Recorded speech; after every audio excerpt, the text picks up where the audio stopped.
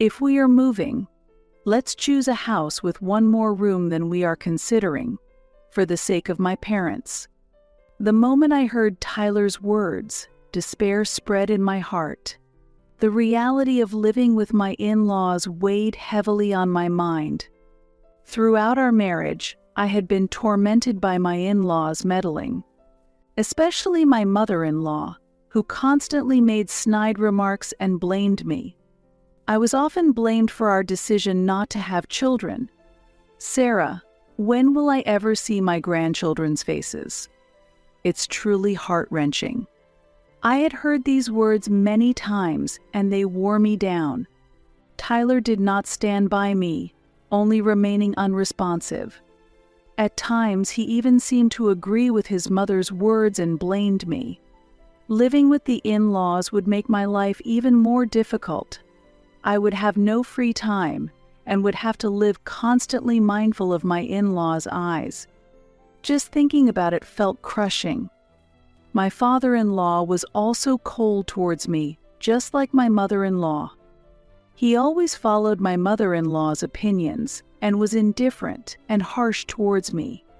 Every time my in-laws came to our house, I felt their sharp gazes and my heart shrunk. Just thinking about these continuous days made my heart ache. Moreover, my in-laws did not understand my job and thought I should focus solely on household duties. I was proud of my job at the city hall and found self-worth through working. However, my mother-in-law repeatedly belittled my work, demanding perfect housework as a wife's duty. My father-in-law also had a negative attitude towards women working. If we started living with the in-laws, my free time would be completely taken away. I would have to live responding to their demands and under their watchful eyes. A crushing sense of despair dominated me. However, amidst this despair, an idea came to mind. It was to take advantage of Tyler's words, not to leave the elderly alone in the house.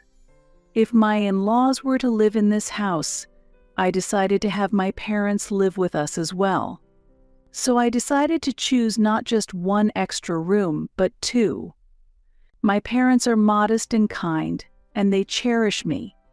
Living with them would provide me with emotional support and serve as a countermeasure against my in-laws. I made up my mind to implement this plan and contacted my parents. I immediately took out my smartphone and contacted my parents. I honestly told them about my relationship with Tyler and my in-laws and shared the plan to love together.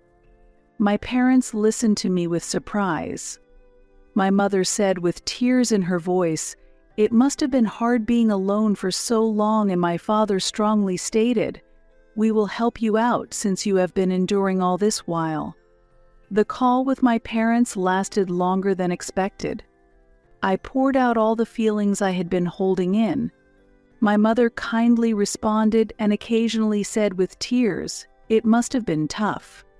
My father also could not hide his anger and said, "Sarah, I didn't know you were suffering so much. I'm sorry." After hanging up the phone, I felt slightly lighter because I knew my parents were on my side and would support me. They also said they would start preparing for the move immediately. I believed that my plan would succeed and proceeded with the moving arrangements. Preparing for the move was harder than I thought. While preparing a room for my in-laws to make their stay comfortable, I also had to secure space for my parents.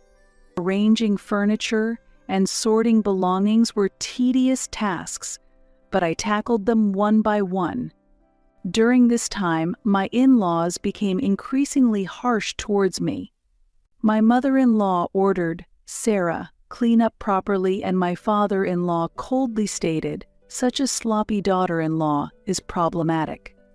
However, I silently told myself, just a little more patience, and continued working quietly.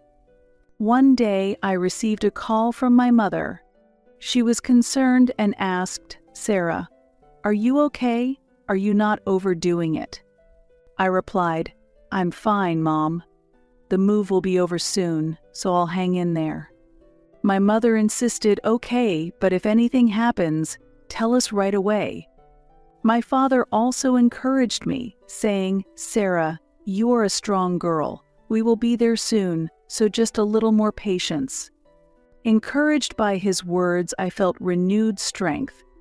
As I continued preparing for the move, I looked forward to reuniting with my parents.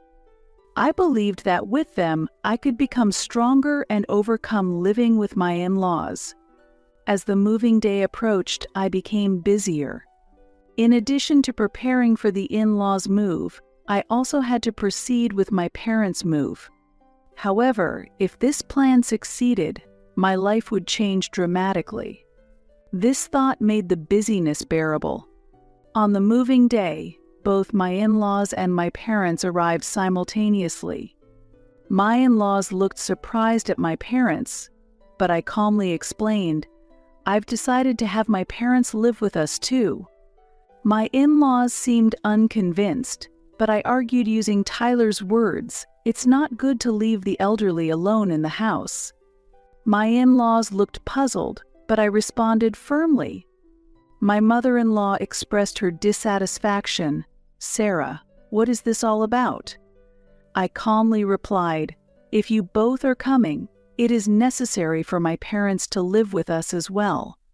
My father-in-law protested. This was not what we planned, but I repeated, I was told it's not good to leave the elderly alone, so I called my parents. Thus my in-laws and my parents started living together. The house became lively, and slowly, hope returned to my heart. The moving process went smoothly. My parents were helpful, efficiently moving the boxes. Meanwhile, my in-laws wore dissatisfied expressions, but I continued working undisturbed. My mother smiled at me and said, Sarah, let's do our best together from now on. And my father reassured me, if anything happens, just let us know. After finishing the moving tasks, I took a moment to thank my parents. Dad, Mom, thank you so much. I'm happy we can live together, I said. My mother replied, we feel the same way.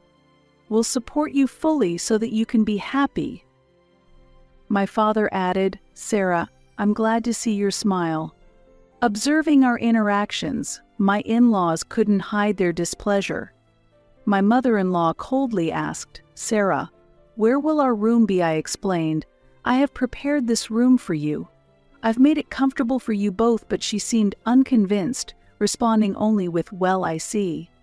That night, the house was temporarily enveloped in silence. In my room, I healed from the fatigue of moving, while harboring both anxiety and anticipation about the upcoming life with my in-laws. I didn't know how my relationship with them would evolve, but having my parents there made me feel stronger. Thus, our new life began. Although there might be conflicts with my in-laws, I resolved not to lose. With my parents by my side, I renewed my determination to overcome this challenge. As we started living together, a subtle tension lingered between my parents and my in-laws. My mother-in-law remained strict with me, but seemed slightly reserved towards my mother. My father-in-law avoided talking to my father. My parents, although a bit perplexed by their first experience of living together, were cooperative for my sake. My mother helped with the household chores, and my father handled home repairs and maintenance. Although the relationship with my in-laws was still strained, it gradually improved with my parents' presence. My mother-in-law continued her harsh attitude towards me, commenting on trivial everyday matters. Sarah, this dish needs more work, or the cleaning isn't thorough enough, she frequently remarked. My father-in-law also said, you should manage the house more properly in a commanding tone. However, my mother calmly responded to my mother-in-law's attitude. Mother-in-law, let's improve this together, she would say kindly. And to my father-in-law, if there is anything inconvenient, please let us know. I was genuinely grateful for my mother's demeanor. My father also actively took on home repairs and maintenance, creating a better environment in the house. Whenever my in-laws expressed dissatisfaction, my father would respond, "I'll fix it right away," and his honest attitude gradually opened their hearts. The house slowly regained a calm atmosphere, and a peaceful air began to drift through. However, I had a faint feeling that this peace wouldn't last long. My in-laws were not planning to change their attitude towards me, and they gradually harbored dissatisfaction towards my parents. Especially my mother-in-law, who muttered behind the scenes that my mother's help with the household was a failure of fulfilling the daughter-in-law's duties. Amidst this, my mother encouraged me, "Sarah, it's tough, but let's persevere together." My father also said, "If anything happens, tell us right away," supporting me. Strengthened by their words, I faced life with my in-laws. One evening after dinner, my mother-in-law suddenly said, "Sarah, shouldn't your parents be a bit more considerate to this?" My mother apologized. "I'm sorry, Mother," but anger welled up inside me. Despite my parents' earnest cooperation, my mother-in-law refused to understand. That night, I discussed the future with my parents. "Dad, Mom, let's think together about what we should do from now on," I suggested. My father said, "Sarah, don't push yourself too hard," and my mother responded, "We'll help as much as we can. Let's overcome this together." Thus, we renewed our resolve to face life with my in-laws. Despite the ongoing challenges, I believed I could get through them with my parents' support. Weeks passed since we began living together. My parents, initially tense, gradually adjusted to life in this house. I also found more moments to relax, and the home's atmosphere softened. However, my in-laws' attitude began to change gradually. My mother-in-law, initially reserved, gradually shed her restraint and returned to her strict attitude towards me. "Sarah, what's this? The cleaning isn't thorough enough," she began to nitpick again. My father-in-law also started to speak to me in a commanding tone more frequently. Meanwhile, my parents noticed this change in attitude from my in-laws and looked at me with concern. My mother always cared, saying, "Are you okay? Don't overdo it," but all I could reply was, "I'm fine." My father also said, "Tell us immediately if something happens," but I was prepared to resolve things myself. One day, my mother-in-law harshly criticized me. "Sarah, you really can't do housework. It's pitiful for Tyler to have such an incapable wife," she said, and I felt like exploding with anger. However, I restrained myself from responding and quietly left the room. The backdrop of my in-laws' changed attitude might have been influenced by the presence of my parents. My mother-in-law felt that my mother's assistance in household chores meant I was not fulfilling my duties as a daughter-in-law, and this dissatisfaction was directed at me.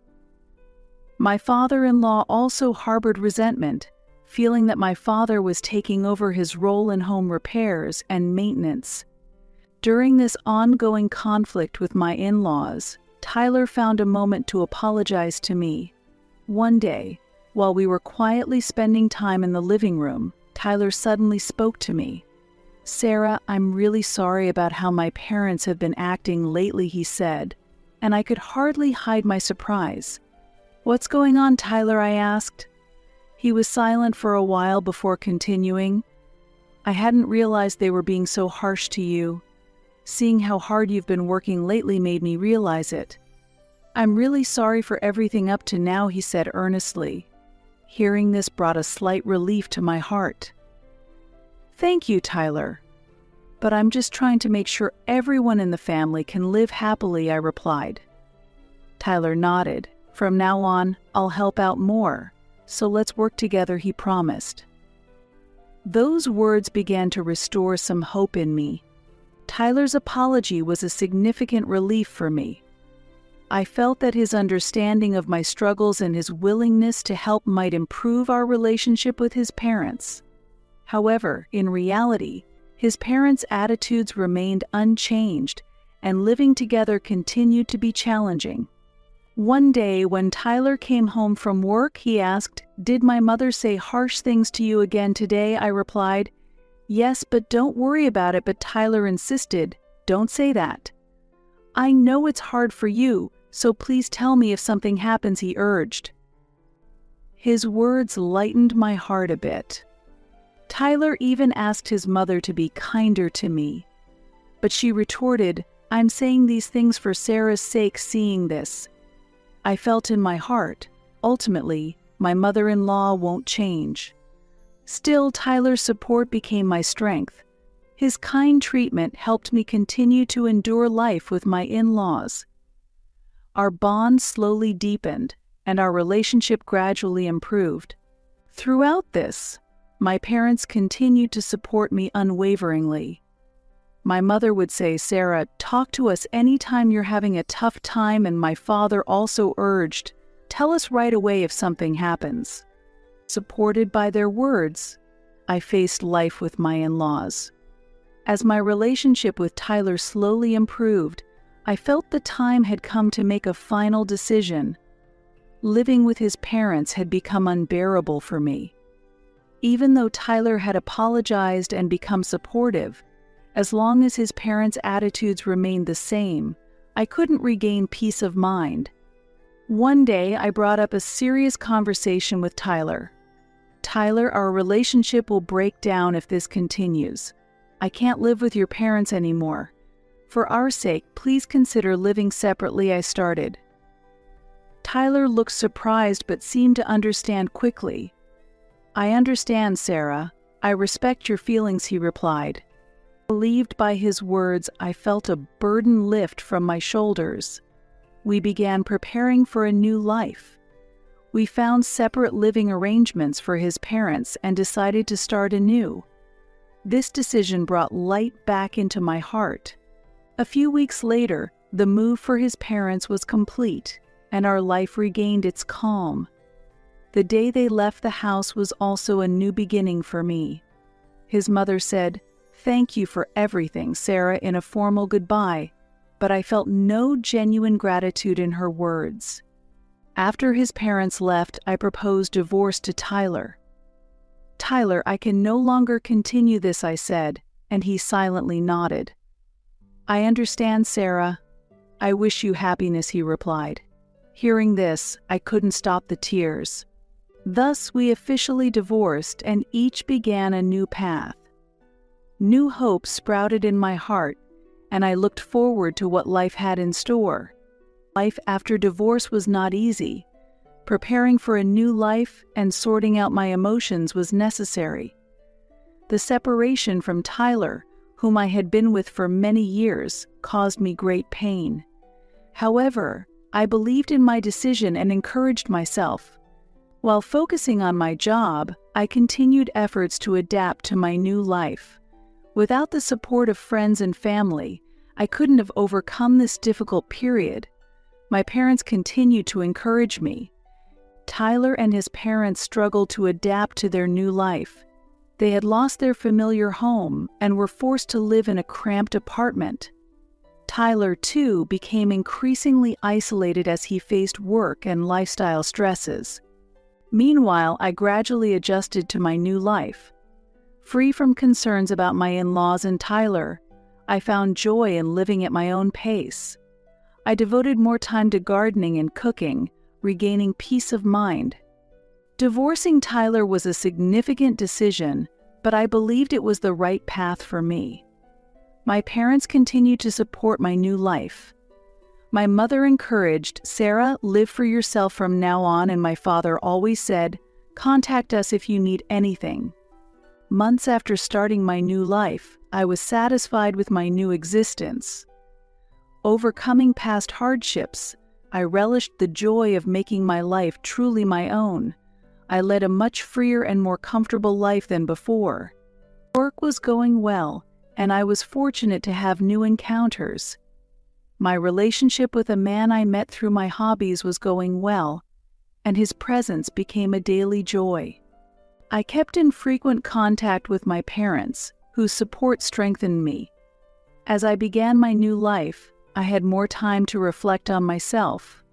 Having adjusted to my new life and regained peace of mind, I was filled with hope for the future.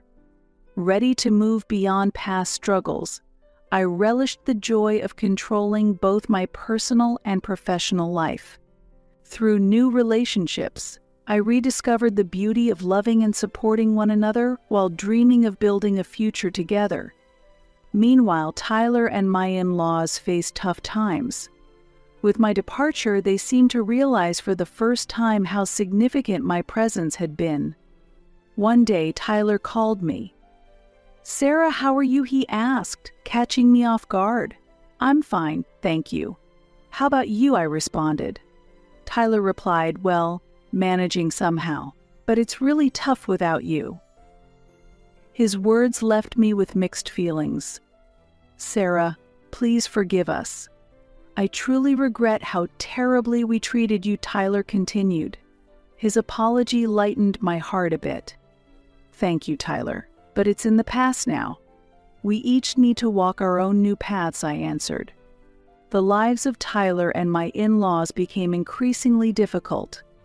They struggled with adapting to a cramped apartment life, missing the spaciousness of their previous home. They began to realize their mistakes but found it impossible to go back. Tyler struggled to adapt to his new life environment as well, worn out by work stress and changes in his living situation. He often thought, if I had been kinder to Sarah, maybe things wouldn't have ended up like this. One day, my mother-in-law called. "Sarah, can you forgive us?" she asked, her voice filled with sorrow. Surprised yet composed, I responded, "Mother, it's all in the past. I'm enjoying my new life." Her reply came with tears. "Thank you, Sarah. We truly are sorry." I learned that Tyler and my in-laws were facing severe hardships. They had only realized the importance of my presence after I left, and they began to recognize their mistakes. The consequences of their actions towards me had come back to haunt them. Tyler and my in-laws had lost everything. They realized their choices had been wrong and were tormented by regret. However, there was no turning back. Their lives were tough and lonely. On the other hand, my new life brought me much joy. I was promoted at work and received high recognition. Relations with my colleagues were excellent, and I felt fulfilled every day. On weekends, I enjoyed gardening and cooking, refreshing my spirit. My relationship with John, whom I met through hobbies, also deepened. He became a significant presence in my life, and we supported each other daily. Time spent with him was healing, giving me hope for the future.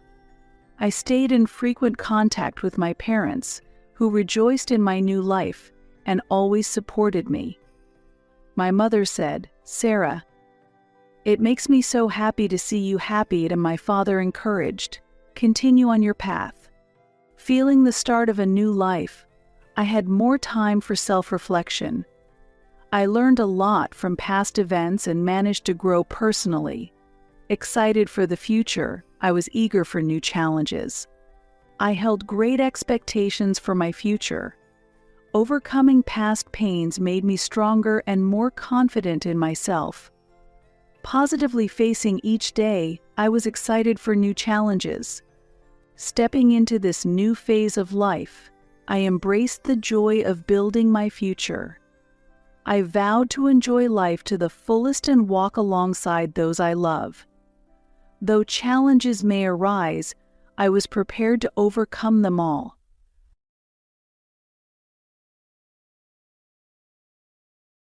Still, 9 people is way too many.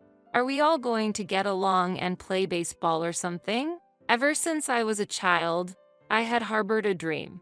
To live in a charming house like the ones in picture books and to play with a white dog in the garden. But reality was not so kind. Though I finally acquired a house of my own, when I returned from work, it had transformed, almost like a dormitory. I couldn't forgive what had happened. My name is Janet, a 32-year-old office worker. I had devoted myself to my job and worked hard. However, towards the end of my 20s, my friends started getting married one after another. I even went broke from the expenses at weddings. Gradually, I began to feel a sense of urgency and started to actively seek a partner. Janet, when will you show me grandchildren? My father would ask me the same question every time I visited home. Because of this, I grew reluctant to return, and my visits became less frequent. My mother passed away when I was young, and afterward, I was raised by my father, my brother, and my paternal grandparents. My brother married young and built his own house near our childhood home. He has 2 daughters, who are dear nieces to me. You have 2 adorable grandchildren already, so why do I need to have children? But still, you are. Each time, it turned into an argument. Then one day, my father had a traffic accident. By the time I arrived at the hospital, the situation was already severe, and my always energetic father passed away peacefully while our family watched over him. Dad, there was someone I wanted to introduce to you. At that time, I had a partner I met through friends. Recently, he had proposed and we had decided to get married. He tended to put on airs, but he was a kind-hearted person. His name was Steve, having lost both parents and my brother having his own new family. It's going to feel a bit lonely, isn't it? After the funeral, back at home, I murmured such thoughts while stroking my cat, Candy. You're not alone, Janet. From now on, I'm your family. Steve, who was beside me, said that, taking my hand gently. He was concerned about me and came to check on me. Let's build a happy family together. I believed I could have ordinary happiness. At that time, I couldn't even imagine what would happen next. Welcome, though it's a bit cramped. We were welcomed by Steve's parents when we visited for me to introduce myself to them. His mother was very active and cheerful. I felt a bit nervous as soon as I entered the room. I thought we would be meeting just his parents, but there were also his grandparents, Steve's brother, his wife, plus their 2 boys. Nice to meet you. There were so many people. Steve's family home, built by his grandfather, felt a bit old and run down. To be honest, it seemed quite ancient. However, his family welcomed me warmly despite my nervousness. On our way back, I said to Steve, there were so many people today. It must be even more chaotic during holidays and Christmas. He laughed and replied, really, it's cramped. I wonder how they manage to live there every day. I was genuinely surprised by his comment. Steve's family home wasn't particularly spacious. I had thought it was just coincidentally crowded that day. Wow, 8 people in that house. That's impressive. According to my husband, initially, it was just his parents and grandparents, 4 people living together. But one day, his unemployed brother suddenly moved in with his wife and kids. Well, I guess he'll move out once he finds a job, my husband said with a laugh. At that time, I just thought it must be tough for his family. Since getting married, we haven't been blessed with children, but we live a leisurely life with my husband and our cat, Candy. My husband helps with the household chores, and Candy is fond of him. Some time has passed since our marriage, but my brother-in-law's family still lives in the same house. The walls are filled with children's scribbles, and my mother-in-law has accepted the situation, laughing it off as a joke. Vanessa, my brother-in-law's wife, always looks tired. She is older than my brother-in-law and close to my age, so we developed a good relationship quickly. Hey, Vanessa, hurry up. Janet, don't just watch, we're out of beer. When I visit my in-laws, Vanessa and I are usually the only ones moving around. We were constantly busy, hardly having a moment to breathe. I wondered if this was the fate of a daughter-in-law, but thinking about Vanessa facing this daily was genuinely frightening. Since my brother-in-law doesn't work, Vanessa works full-time. It might be a bit rude, but I asked her, have you ever thought about divorce? Yes, it's quite tough as it is, but I have kids. He used to be much kinder. I couldn't understand what she saw in my brother-in-law, but there must be something between them that only they know. It was during such times. Hey, should we start thinking about building our own house? One day, my husband suggested. I was surprised by his words, but also felt joy inside. In fact, I've had a small wish since I was a child. to live in a lovely house like those in picture books and to raise a white dog in the garden. I had never told anyone, but I did share this dream with my husband, hiding my embarrassment. That sounds great, he responded enthusiastically. Then we spent time visiting model houses and selecting a home builder, and after a year, our dream home was completed. Let's work hard on the mortgage payments, my husband said. Yeah, that's right, I replied with a smile. On the first weekend after our house was completed, my in-laws came to visit as a housewarming gesture. Here, Dad, give them the celebration gift. Excuse us. Oh, what a lovely home, my mother-in-law said, looking quite pleased as if it were her own home. As I gave a wry smile, my father-in-law said, Here, this is for celebration, and handed me 2 cans of beer that seemed to have been bought just then. Is this all?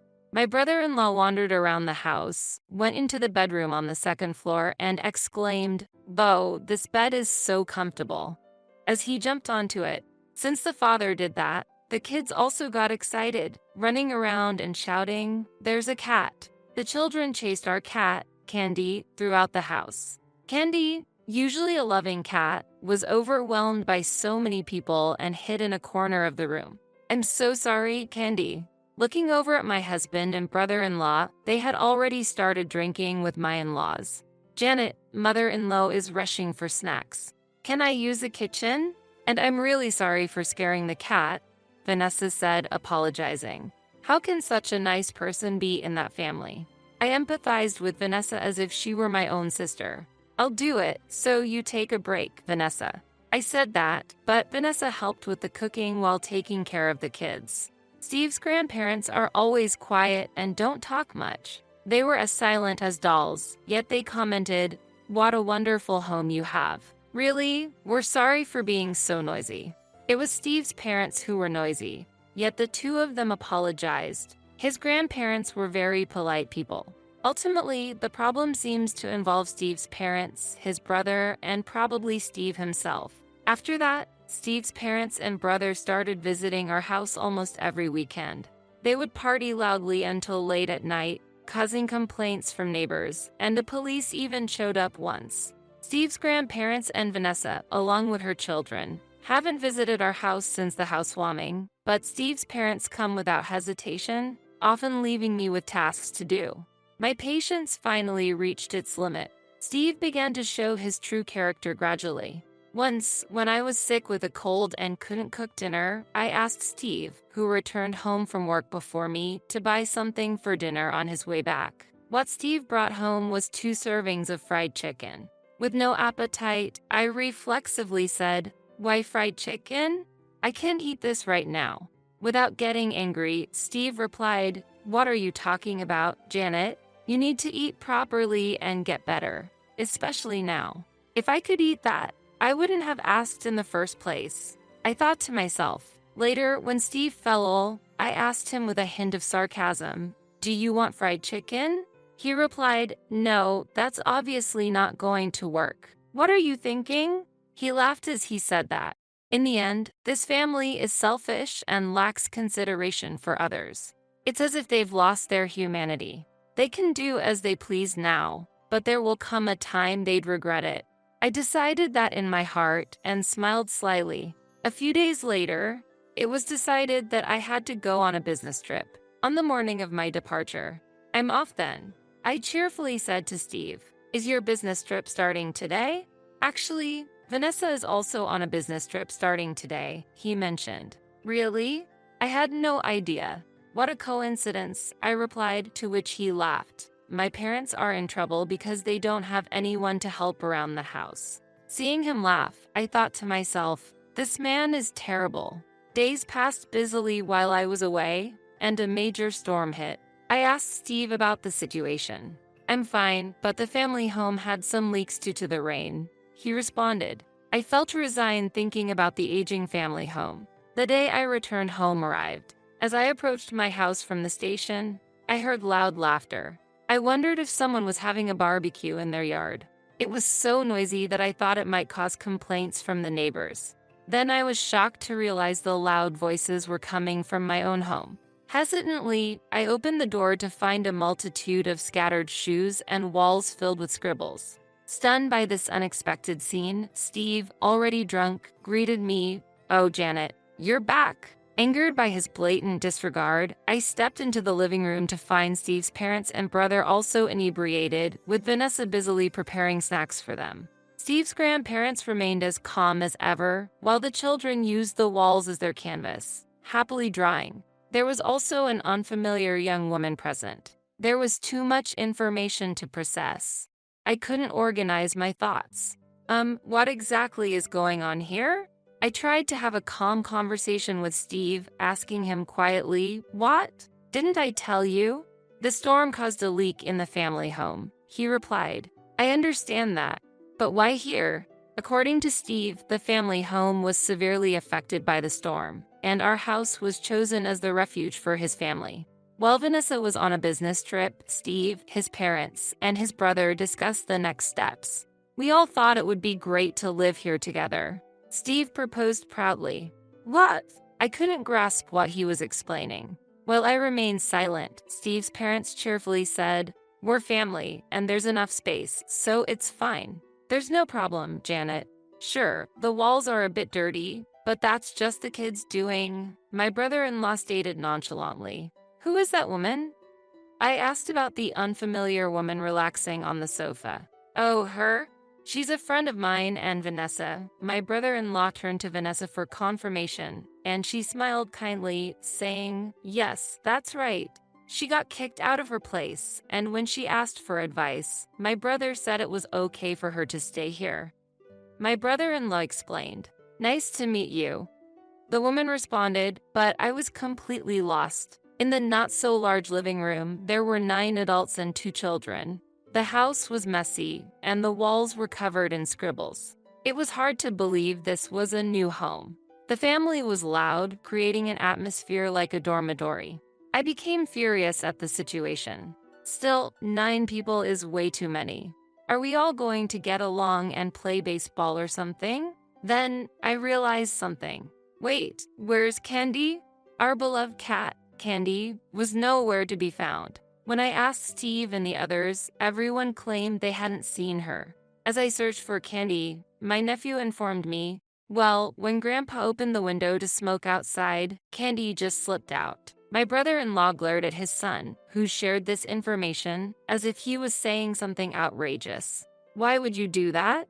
I've told you to be careful when opening the windows," I said, tears welling up. To that, Steve indifferently replied, "Well, if it's about a cat, we can just get a new one. Why are you making such a fuss? If you want a divorce, that's fine by me." Steve said this with a smirk. I challenged his provocative attitude. "Did you just say divorce?" "Yeah, I did. If you're willing to apologize, maybe I'll reconsider," he replied. How he and his family could be so confident, smirking proudly, was beyond me. However, calmly I said, "Is that so? Then sign this," presenting the divorce papers already signed by me. I went to retrieve my packed bags from the room and told Steve calmly, "Have you signed it? Why haven't you signed it yet?" "I'm busy, you know." My preparedness surprised Steve and his parents. As Steve struggled to hide his irritation at my provocation, his mother exclaimed, "Steve, divorce this foolish wife quickly. The house is completed. We don't need her anymore. You'll regret getting divorced." Steve remarked, but there was nothing for me to regret. "What are you talking about? You're the one who'll be in trouble. Just sign the divorce papers," I responded. After ensuring Steve signed the divorce papers, I stored them in my bag, then approached my brother-in-law, presenting another set of papers. "Please sign this as well." "What? When did we get married?" My brother-in-law, laughing, looked at the filled-out wife section. "Hey, Vanessa, this is..." Vanessa, with a cold gaze, urged him to sign the divorce papers. "We're getting a divorce. Please sign it quickly." "Vanessa, this betrayal is unforgivable." My father-in-law condemned, but Vanessa remained resolute in her decision. Even I could see that Vanessa was treated like a domestic worker in her own home. Most of the income she earned was handed over to her husband, except for a small amount allocated to household expenses. He squandered that money as he pleased, and the unknown woman sitting on the sofa turned out to be his mistress. Janet, it seems my husband is having an affair. Vanessa confided this to me just before Steve proposed building a house. Prioritizing her children, Vanessa had endured in silence. However, she recently discovered that her husband was selling her personal belongings and even the children's toys to profit for himself, pushing her to her breaking point. Then Vanessa shared something with me, igniting my anger. From that moment, we began working towards our divorces. Vanessa focused on gathering evidence of the affair. The business trip she mentioned earlier was actually a lie. We met at the station and went to look for a new place to live. Like me, Vanessa had no parents to turn to but decided to move out of the state based on a job offer from a close friend she had confided in. It was a very pleasant location. Everything went according to plan, and we were at the final step, submitting the divorce papers. I want to take some people out of that miserable place, Vanessa resolved with renewed determination. I saw the strength hidden inside her. Despite appearing fragile on the surface, she possessed a strong heart, suppressed and almost brainwashed by her in-laws' harsh treatment. We staggered our return home, with Vanessa going back first. She informed me that our home had been effectively taken over and my brother-in-law's mistress was living there openly. All our interactions had been an act, fully aware of the circumstances. I told Vanessa, you don't have to live there anymore. Let the kids enjoy drawing on the walls as much as they want. Seeing my brother-in-law contentedly signing the divorce papers while imagining his new life with his mistress, I felt a cold satisfaction. Let's go, Vanessa. Grandpa and Grandma, please come with us. I called them out, and they stood up, guiding Vanessa and her children to the entrance. I thought staying with you people would ruin our lives. Vanessa's words woke me up. Do as you please from now on, grandfather coldly told the rest of family while making their way out. It turned out the rest of the family had been dipping into the grandparents' finances as well. Such unforgivable behavior. Goodbye, take care. As we left, they laughed, saying, you will regret this. But we ignored them, gathered our belongings, and left the house. Months later, I received a call from my ex-husband. Oh, I forgot to block his number. I had a good idea of what the call was about, but when I answered, a frantic Steve said, Janet, come back. I couldn't help but laugh. Come back? We're strangers now. I replied calmly, only for his mother to snatch the phone. What do you mean? Why aren't you paying the mortgage? Excuse me? I don't understand what you're talking about. I feigned ignorance, and she couldn't hide her irritation. It turned out the mortgage was already in arrears. My ex-husband was claiming I was responsible for the missed payments, which was absurd. While I stayed silent, the mother-in-law ranted nonstop. What's this house? You said your household income was $75,000, right? We should have had a much better home. It's so disappointing for a newly built home. They had planned to acquire that house from the beginning. Vanessa had informed me of my husband and in-law's scheming. Indeed, but with your son's annual income of $30,000, the bank wouldn't lend much. If we had taken out the mortgage jointly, maybe we could have built a better house. Hearing this, the mother-in-law shouted, Steve, what's this about? This isn't what we discussed. I could hear my ex-husband and former mother-in-law arguing over the phone. Ignoring that, I hung up the phone and made sure to block his number. My ex-husband always wanted to appear favorable in others' eyes, though not so much with family. But his desire to be seen positively by outsiders was abnormally strong. When I mentioned building a house, I had already been contemplating divorce. Unbeknownst to my ex-husband, I provoked him by saying, a friend's husband took out a mortgage by himself. That's impressive, isn't it? Perhaps wanting to make a good impression on the banker, he decided to take out the mortgage himself. It was hard to contain my laughter. He must have been terrified to reveal the truth to his family, but for me, it was a trivial matter. The house that was built disregarded my preferences and was based on my ex-husband's tastes. Hence, I had no attachment to that house. Since my ex-husband didn't cheat, I didn't receive compensation after the divorce. Angered by this fact, I left him with the burden of the mortgage as a form of revenge. I thought he deserved to suffer. Moreover, being able to take Vanessa, whom I considered like a sister, out of that house was my greatest victory. Eventually, the mortgage payments became impossible, and the new house was foreclosed. The interior was covered in graffiti, and the walls were stained yellow from the cigarettes smoked by my former brother-in-law and his mistress. The house was in a state of disrepair, far from what one would expect from a new home. My ex-husband rented a cheap room, but I heard that my former in-laws also moved in with him. It seems he will never be free from them. They are now strangers to me, so I'm not concerned about their fate. The only redeeming quality of my former in-laws was that they didn't harm the children. Other than that, they were the worst kind of people. Vanessa, my former brother-in-law's ex-wife, pursued compensation through legal means against him and his mistress. It appears they managed to pay the amount by borrowing from acquaintances. This was welcome news. The incident made them outcasts in the community, and now their whereabouts are unknown. They haven't repaid their loans, causing dissatisfaction among those they owe. Vanessa is now living fulfilling days working at a friend's company. Her children are growing up healthily, and I wish her all the happiness in the future. My former grandparents seem brighter, as if a burden has been lifted, enjoying a new life with the funds from the sold house and their secret savings.